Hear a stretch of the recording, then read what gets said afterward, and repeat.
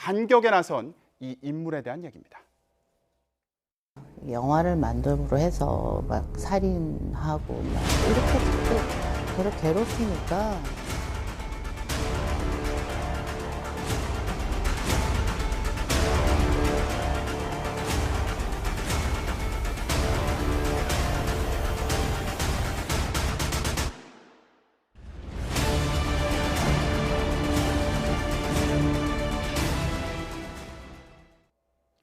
고 김광석 씨의 부인 서혜순 씨가 자신에 대한 의혹을 제기한 이상호 기자에 대해 반격에 나섰습니다. 교수님, 오늘 네. 고소장을 제출했어요. 네. 네, 어떤 내용입니까? 지금 이 영화에 대한 뭐 가처분이라든지 또는 그동안 내가 이 영화를 통해서 또는 그 이상호 기자가 취재한 내용들이 사실이 아님에도 불구하고 또는 혐의가 없음에도 불구하고 자기가 상당한 어떤 피해를 입었다라고 하는 내용으로 지금 고소를 하고 있고요. 네. 그래서 지금 아마도 그동안에 일어났던 많은 일련의 자기 의혹들에 대해서 지금 억울하다라는 이런 표현을 하고 있다 네. 이렇게 볼 수 있겠습니다. 네, 변호사님, 그러면 네. 이 고소 내용을 좀 짚어보겠습니다. 네.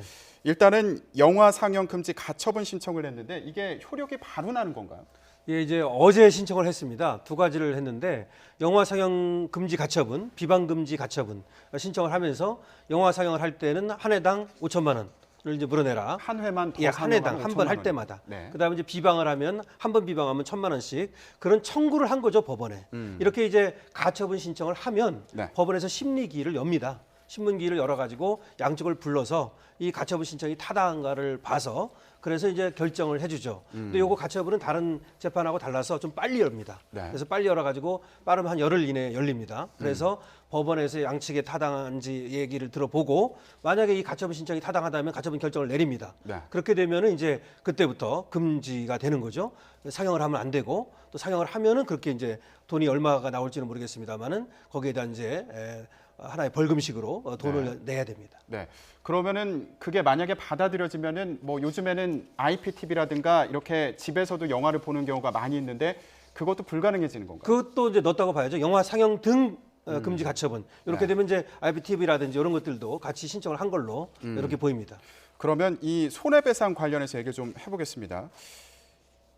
그 영화 순수익이 1억 5천만 원 정도다 이런 얘기가 있어요. 서혜순 씨 측에 이제 변호인이 이렇게 밝혔다고 하는데 손해배상은 6억 규모로 이제 진행을 하고 있습니다. 뭐 적절한 규모라고 봐야 되나요? 예, 지금 이건 가처분이고 또 하나 이제 손해배상 청구를 했다는 겁니다. 손해배상 청구는 지금 3억 했고요. 이상호 기자에 대해서는 그다음 김광복 씨에 대해서는 2억을 했고 네. 그다음에 이상호 기자가 근무하는 고발 뉴스에 대해서 1억을 했거든요. 그러니까 총 6억인데요. 물론 이제 손해배상 규모라고 하는 것이 이제 이득하고 이제 따져서 하는데 뭐 1억 5천만 원 정도의 어떤 이익을 본 게 아니냐. 근데 앞으로도 이제 또 계속해서 이득을 볼 수 있고 또 거기에 대해서는 징벌적 의미도 있기 때문에 네. 그보다는 더 크게 이제 손해배상 청구를 했다고 볼 수 있겠습니다. 네. 자, 서혜순 씨의 고소장에는 그동안 해온 얘기들이 담겨 있지 않을까 이런 생각이 들기도 하는데요. 서혜순 씨가 그동안 해왔던 얘기를 다시 한번 들어보겠습니다.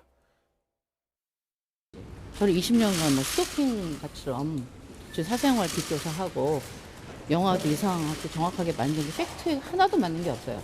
그래서 영화를 뭐 돈을 벌기 위해서 배급을 하고 그렇게 하는 거는 진짜 그 이상호 그분이 지금 정신 상태가 정상이신지 저는 의심스럽고요. 식구라는 분들이 서연이를 한 번도 돌보지 않고 학비도 한 번도 준 적도 없고 서연이 목을 유산도 남겨주지 않으셨어요. 어머니 명의로 여기 건물이 있었고 창신동에 그게 팔렸다는 걸 저도 신문을 보고 알았습니다. 아무 연락도 없었고 자기들끼리 돈을 나눴고 사선이나 하신 분이 그 국정 업무도 바쁘신 분이 왜 그런 이상호 기자 그런 일에 같이 이렇게 관여를 하시는지 저는 좀 이해가 안 갑니다. 아유, 정치 제가 하고 싶네요, 정말. 네, 이상호 기자는 물론이고 김광석 씨의 형인 김광복 씨 그리고 안민석 의원에 대해서도 문제를 제기했습니다. 교수님, 근데 이 시댁에 대한 얘기에서는 굉장히 감정적인 갈등이 느껴지기도 하거든요. 네.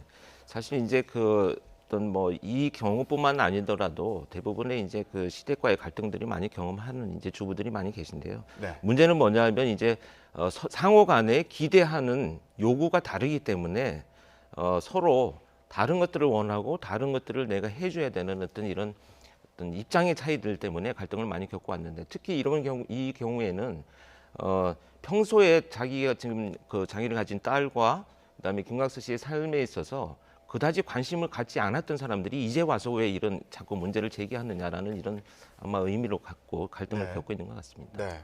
그러면은 안민석 의원에 대해서도 불만을 제기했는데 안민석 의원에 대해서도 뭐 조치를 하는 건가요? 박근 변호사는 이제 그렇게 얘기를 했습니다. 먼저 오늘 이제 한 것은 무고하고 명예훼손 혐의로 고소장을 낸 거거든요. 네. 근데 경우에 따라서는 거기에 부안에 동안 국회의원이라든지 내지는 댓글을 단 사람들 뭐 이런 사람들에 대해서까지도 조치를 취하겠다라고 이제 박근 변호사가 얘기를 했거든요. 네. 지금 이제 박근 변호사는 서해순 씨 그 변호인 아닙니까? 근데 상당히 이 사건에 대해서 그 격앙된 어떤 모습을 보이고 있어요. 네. 나름대로 왜 그러냐면은 이것이 좀 실체 진실에 근거하지 않은 마녀사냥식이 아니었느냐 이런 생각을 하고 있는 것 같습니다. 네. 그래서 박근 변호사가 앞으로도 이제 그 손해배상 금도 사용할 수 있다. 뭐 이런 얘기도 했고 아까 말씀하신 것처럼 다른 사람들에 대해서도 고소고발을 할 수 있다. 이런 얘기를 했습니다. 네. 그러면 서해순 씨의 변호를 맡은 박훈 변호사 얘기를 직접 들어보겠습니다. 저작권이나 이름이 서해순 씨한테 가는 것이 극도로 싫었던 것입니다. 김강북 씨 측에서 제기했던 사건이고 완벽하게 패배했습니다. 그럼에도 그 똑같은 이야기를 아직까지도 하고 있다는 건 도대체 무슨 배짱으로 그렇게 하고 있는지 모르겠습니다.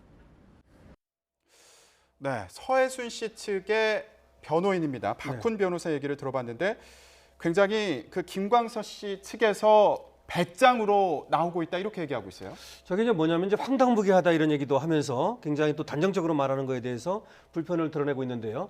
뭐냐면 먼저 소송 사기라고 하는 거 그거는 이제 법원에서 끝난 얘기다. 그런데 그것을 이제 와가지고 재판이 다 끝난 걸 소송 사기라고 하는 것이 문제가 있다는 것이고요. 다음에 이제 그 김광석 씨 살해됐다 이렇게 타살 뭐 의혹을 주장하고 있지 않습니까? 거기에 대해서도 전혀 근거 없는 얘기다라고 얘기를 하는 것이고요.